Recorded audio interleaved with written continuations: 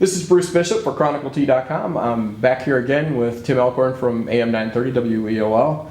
Well, Tim, here we are again. It's week 9, and let's talk. We'll start off with the big game of the week. Who are we looking at? Well, the big game of the week, we'll have it on WEOL.com. We'll have it on our website stream too. Keystone traveling to Buckeye. This is a huge game in the Patriot Athletic Conference. Basically, a division championship is on the line. And for Keystone and Buckeye as well, they have to win to keep their playoff hopes alive. So in essence, it's a conference championship game and a playoff game. Huge game down at Buckeye High School in Medina County. Again, glad we could pick it up on WEOL.com. Should be a great, great game.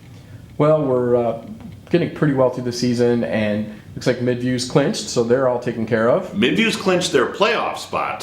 Friday night they take on Lakewood, and of course, if Midview knocks off Lakewood, they would then win outright the final West Shore Conference Championship. Of course, the West Shore will cease to exist after this school year. So, boy, what a coup that would be for the Midview Middies. What a great season they have had.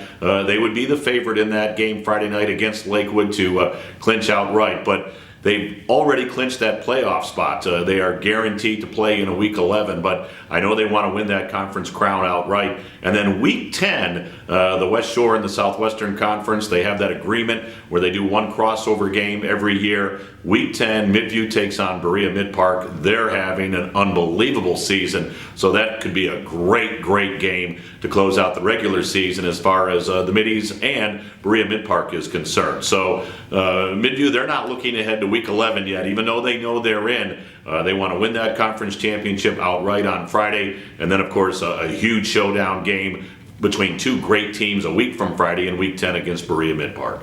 So they're not looking ahead, but we'll take a little sneak peek. We're allowed to do that Right. because we're media That's people. We right. can do that. So what does it look like for them? What's the region look like as they get into the playoffs? They are in a stacked region. I mean, it is loaded with very good football teams. I'm not sure if I can do them all right off the top of my head, but you've got Midview, you've got Avon, and of course, if Avon wins out, they will make the playoffs in Division II in that region. You've got the likes of Massillon, Walsh Jesuit, Nordonia, Medina Highland. It is a great region. So whoever emerges out of that region to advance to the state semifinal as a regional champion, they will have earned their way. It is a phenomenal region. Again, coaches don't want us looking ahead to the playoffs already, but boy, you look at that Division II region that the Middies and the Avon Eagles are in, there should be some great football for quite a few weeks in November. That sounds good. So you mentioned Avon having to win out. Who else in our area has to win out too? Well, as we get into Week 9 on Friday night, Avon, again, they've got to win their final 2 games to get in.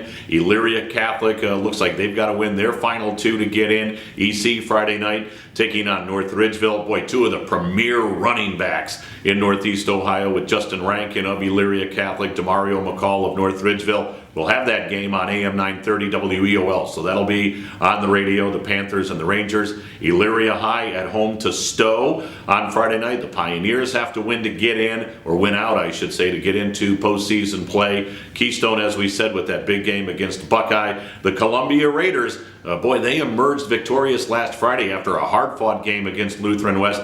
But if the Raiders can win out, they've got Brooklyn on Friday night. Then they close out the regular season with Clearview. It looks like Columbia would make another trip to the playoffs. So a lot of teams are at that point right now where they're looking at postseason play, but they have to win those final 2 games to get into a Week 11 scenario. That's what makes it a lot of fun coming down the stretch. That sounds great, Tim. All right, well, hey, thanks. And I have to point out your stylish pink shirt there. Well, it is Breast Cancer Awareness Month, so I've been wearing the pink shirt a few times during the month of October, and I must say that I do so in honoring my niece and my goddaughter, Rachel. She is a breast cancer survivor. She's a real warrior. She's one of my heroes, so I proudly wear the pink in the month of October and some other months as well. That's awesome, Tim. Thanks. All right, Bruce.